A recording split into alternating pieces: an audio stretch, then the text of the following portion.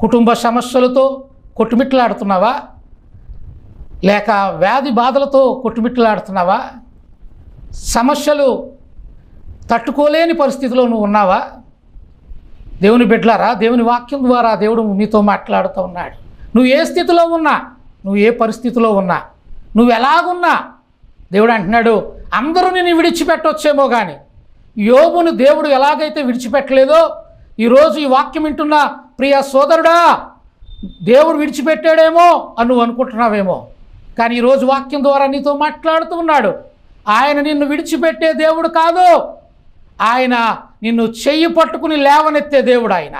ఆయన నిన్ను ఆదరించు దేవుడు, నిన్ను బలపరచు దేవుడు, నిన్ను స్వస్థపరచు దేవుడు, నిన్ను కాపాడు దేవుడు, నిన్ను అనేక వాటిలో విజయాన్ని దేవుడు నీకు అనుగ్రహించు దేవుడు.